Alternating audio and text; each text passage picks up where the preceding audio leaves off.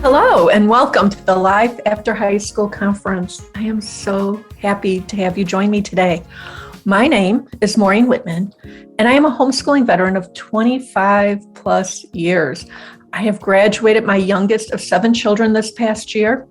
And in addition to homeschooling my own children, I have been active for the past 20-something years, helping other Catholic homeschool families through my work as an author, speaker, and also as a co-founder of homeschoolconnections.com and the Catholic Homeschool Conference.com.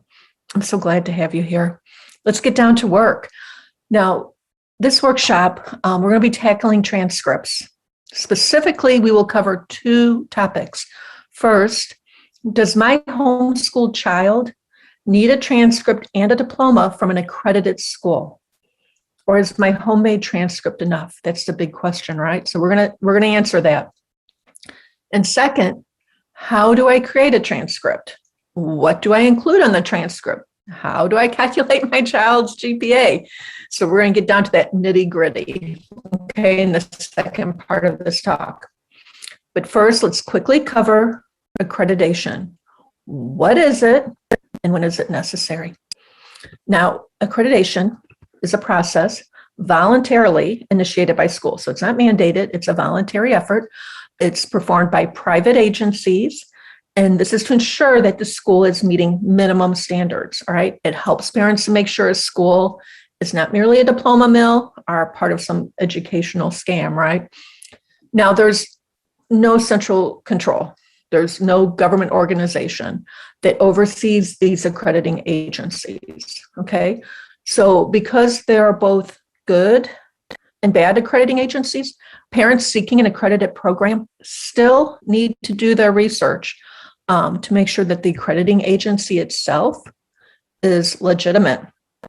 So note that accreditation alone is not assurance that an educational institute is superior to a non-accredited institution. Right? Accreditation isn't the goal. The goal is a good education, right? So there are great schools out there that are not accredited. And conversely, there are bad schools that are accredited. So why would a school or homeschool program, in our case, seek accreditation? Well, first of all, accreditation is very expensive. It's very time consuming. It adds to the cost of whether it be individual or tuition. So it puts a big financial burden on the parent. Furthermore, an accreditor may restrict a school from offering non-traditional programs in order to be approved. A school that wants to offer an out-of-the-box curriculum or give parents more authority in choosing curriculum, or may want to follow a specific religious curriculum, they may find their hands tied by their accrediting agency. So, keep in mind now, accreditation itself does not develop curriculum. It only gives a stamp of approval. So, I think that begs the question, is accreditation necessary? Is it necessary from an outside authority?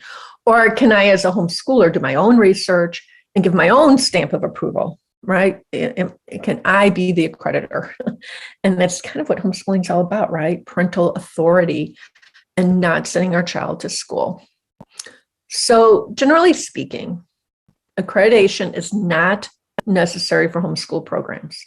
However, there are times when signing up for an accredited school is needed, all right? So you need to pay attention.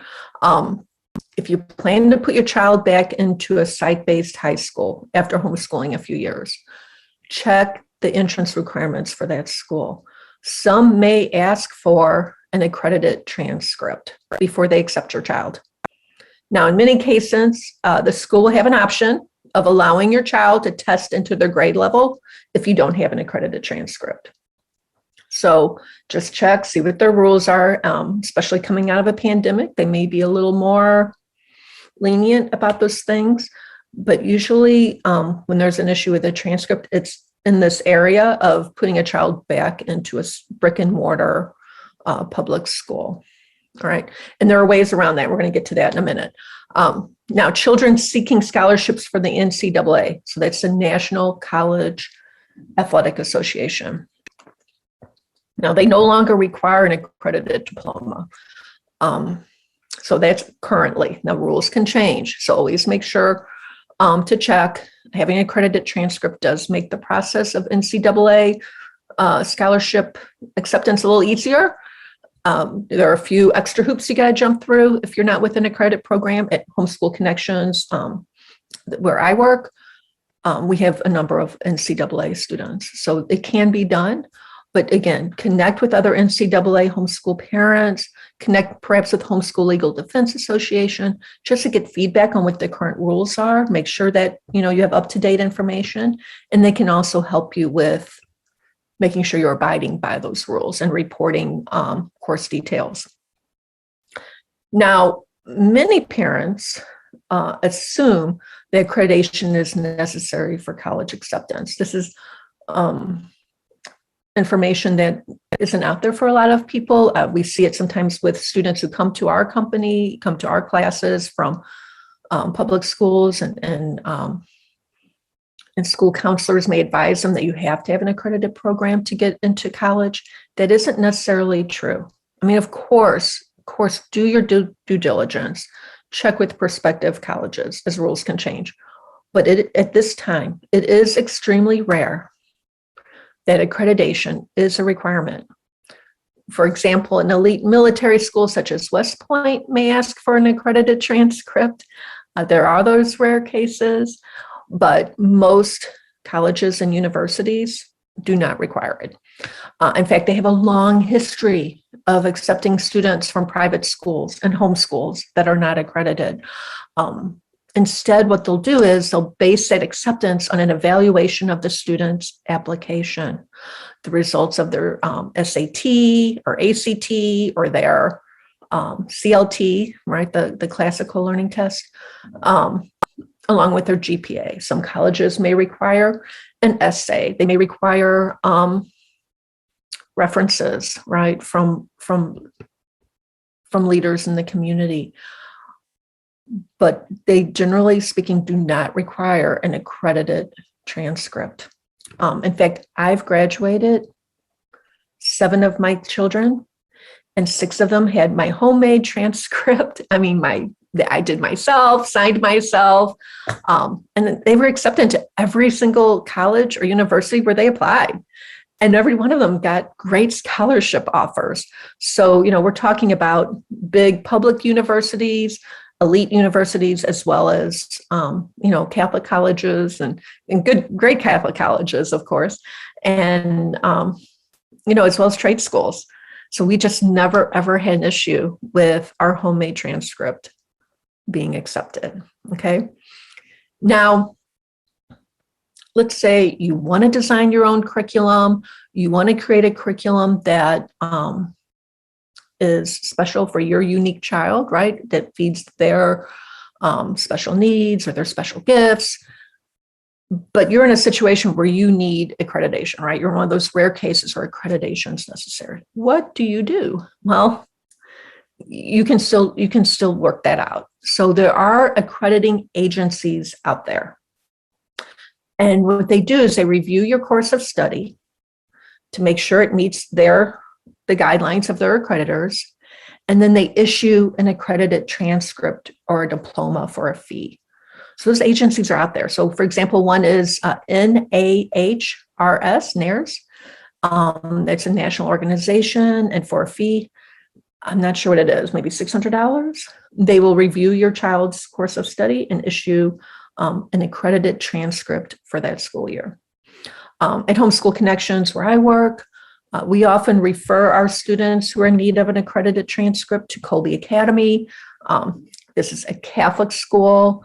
and they know us, they know our courses, and they accept them on their accredited transcripts. So a parent can still create a curriculum that's tailored for their unique child, but still get the accreditation that they need. So there's ways to get that accredited transcript if you still want to create your own curriculum. All right.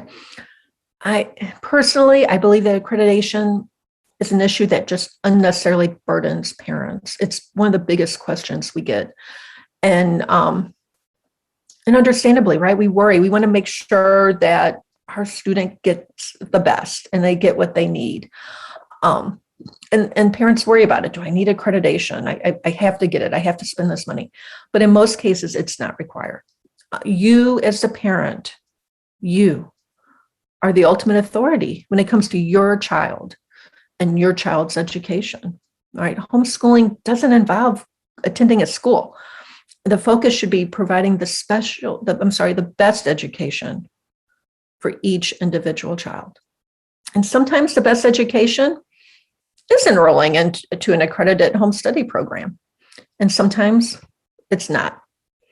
So as private homeschoolers, you, the parent, you're the one who provides accreditation for your child's education.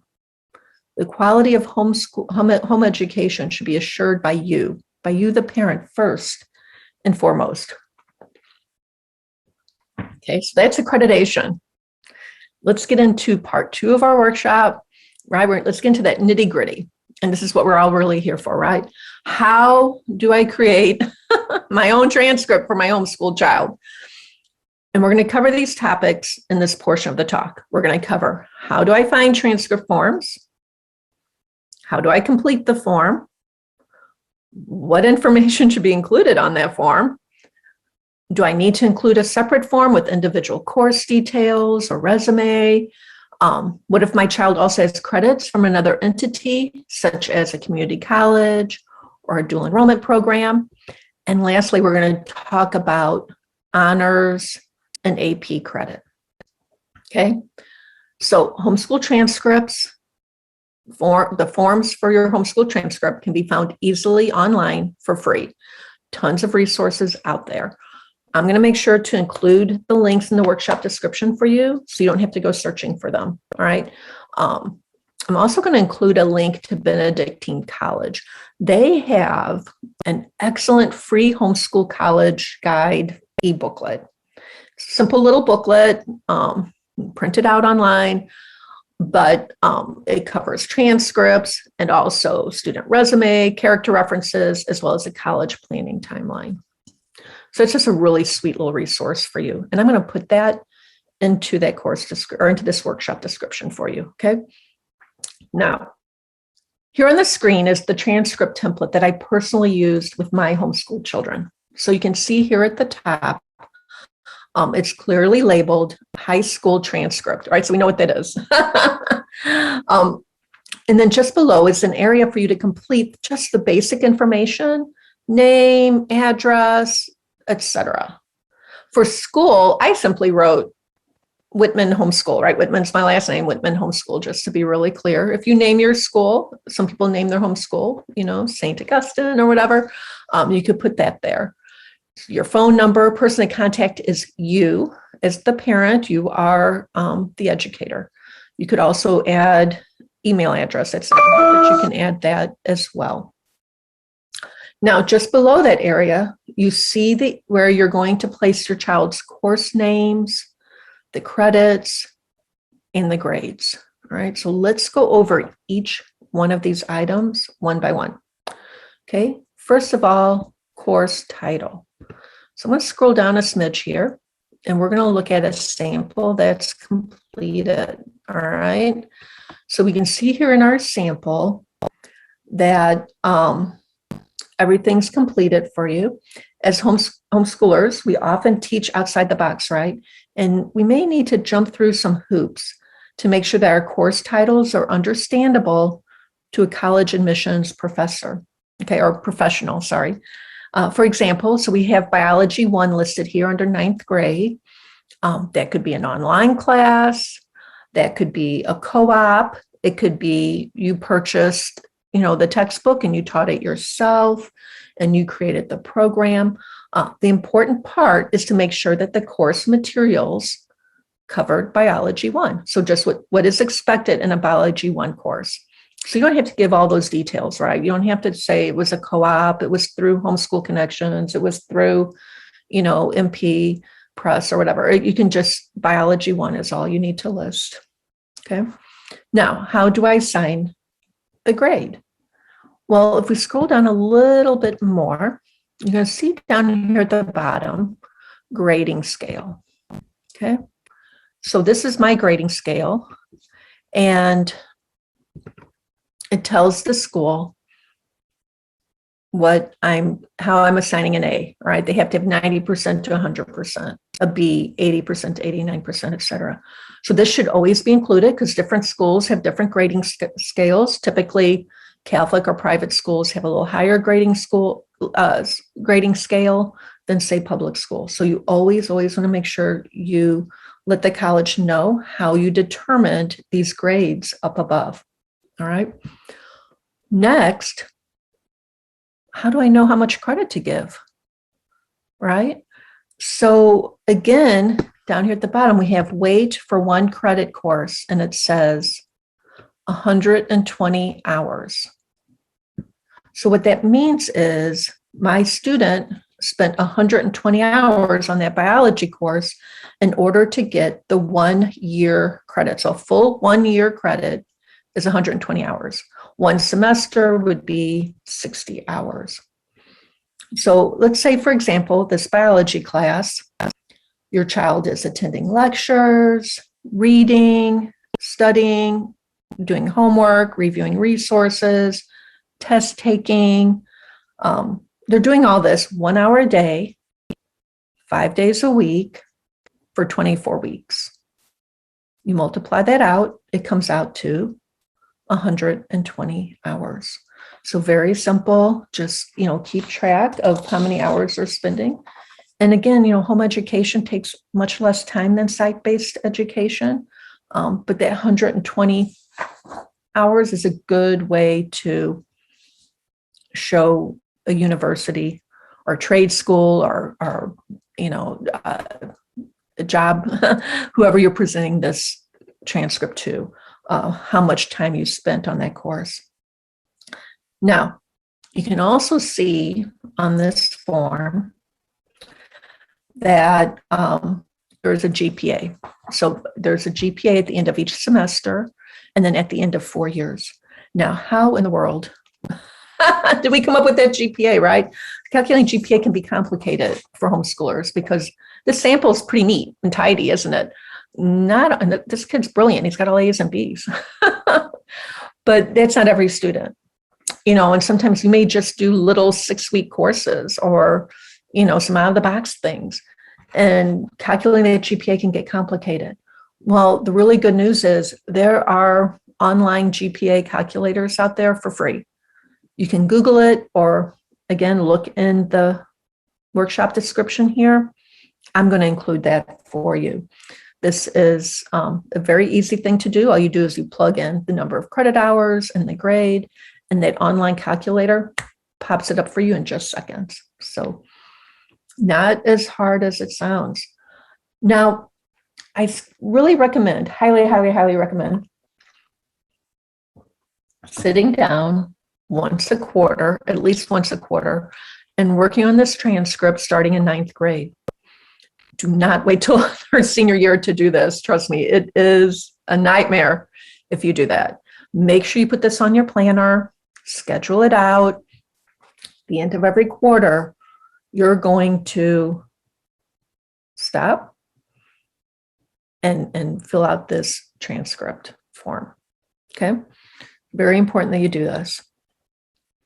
Now you can see at the very bottom of this transcript, all right, that the parent gives the basics of her students' extracurricular activities also. So the student's a treasurer for their homeschoolers for life. They do track and field, they do drama, they volunteer. These things are listed down there. This is just very basic information. It gives the years where it says 14 to 16. That means 2014 to 2016. you just want to keep this really short and simple, so it's easy for the accepting college to see it. Or again, not necessarily a college. You may be turning this into a trade school or into for employment. But you can expand on these details if you want in a resume. We'll talk about that in a few minutes. But you could also do a student resume, which flushes out these details, right, in another way. But this you want to keep simple. All right, so the last thing that you want to do is sign it. So down here, we have the signature, we have the date. You would be this person signing. It's your job. You are the educator, so you do that. Some colleges or trade schools may ask you to have that signature notarized. I've had to do that before. Very simple. You can usually just go into your local bank and have them notarize that for you. My bank does it for free. If you're going into a bank where you don't have an account, they may charge you, but I don't think it's very much. It's a pretty easy step to do. All right. So for homeschool transcript, you, the parent, are as a primary educator, all right? You're the head of the school. So again, you're the one who signs this. So these are the very basics that apply to everyone. Now let's talk about a few extra items that may or may not apply to you. First up, is this transcript enough? What else do I need? The answers to those questions is going to depend upon the institution where your child is applying. Most will want a student to submit college admission testing, so the SAT, the ACT, or the CLT. You could include those test scores on the transcript form if you want. Some people do that. Personally, I leave it off because my children all took that ACT multiple times. So I don't have to worry about updating it every time they took the class or took the test. So the school gets those test scores. I never included it. That's personal decision if you want to do that. What about a student resume or a record of detailed course description? So a detailed course description would be, what books did you use? How many papers did they write? How was the homework assigned? Was this an online class? I would not include that with your resume. I would say that information is available upon request. I've never had anyone ask me for that information, but some colleges do. Actually, I had one. We did have that with one of my children. So, but it's rare. But keep up that information. Again, remember I said stop each quarter and do that record keeping. We'll do that too. Keep a list of detailed course descriptions. My child did biology. What textbook did I use? How often did they do tests? Did I have them do research papers, et cetera? Okay. Now, doing this quarterly is just going to make your life easier later on, right? Note that if the college does not ask for the resume or the course descriptions, you don't have to send it. Again, just tell them the information is available upon request, and do make sure you have it available so you can quickly get it to them if they want it. Now, a big question I get a lot is, how do I list community college? How do I list dual enrollment credits?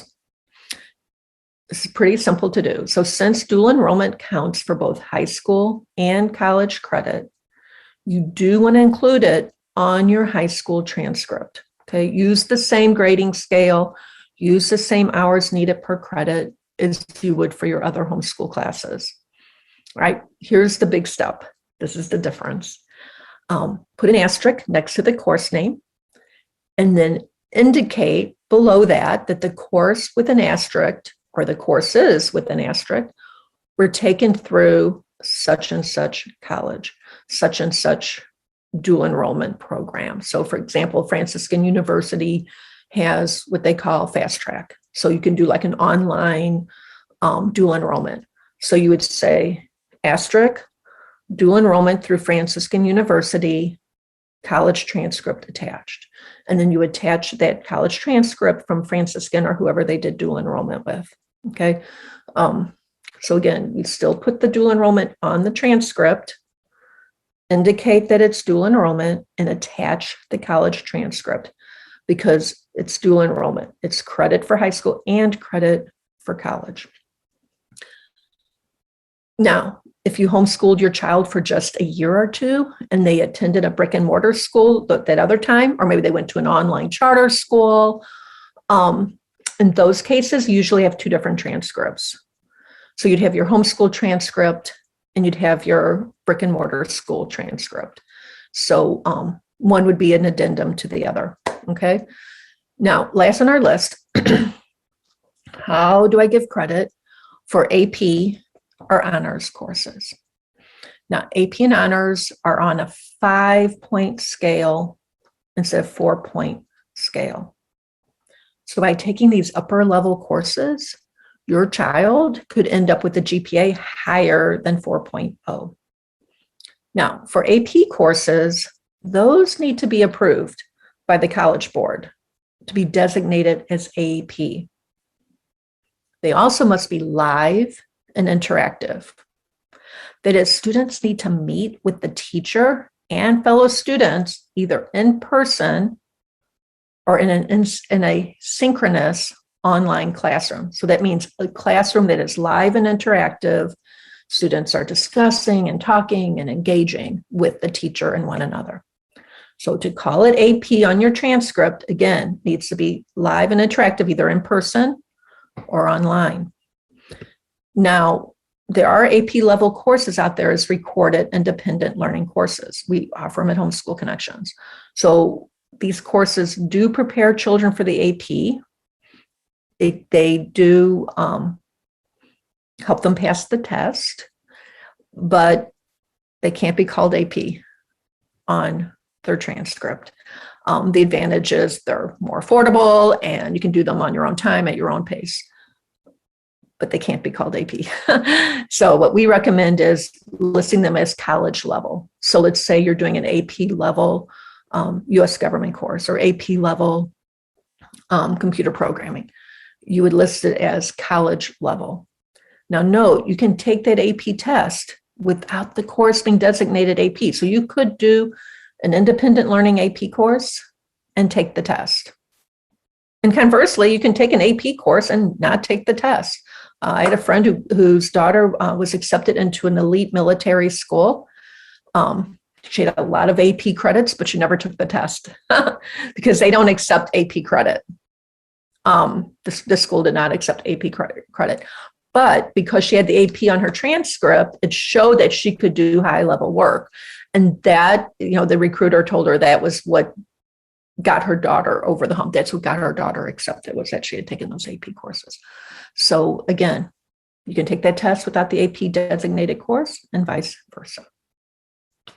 Now, what about honors courses? They're a little different. Honors courses are designated as honors by the school.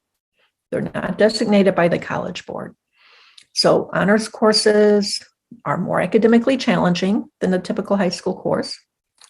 They entail more demanding college preparatory coursework, and they're intended for high achieving or academically accelerated students. So if you're signed up with an accredited school, they're going to determine whether or not a course can be designated as honors. If you're creating your own curriculum, you will make that determination. So you determine whether or not the course is honors level. So let's say an example of biology, right? We talked about biology earlier. Let's say you want your child to do honors level. Well, in that case, you may use a college textbook instead of a high school textbook. You may add quarterly research papers or a big research paper at the end. You may require your student to do extra lab work. So, they're going to go deeper, right? It's not going to be broad. They're going to go much deeper into the subject and it's going to be accelerated. So that's how you determine an honors credit. All right.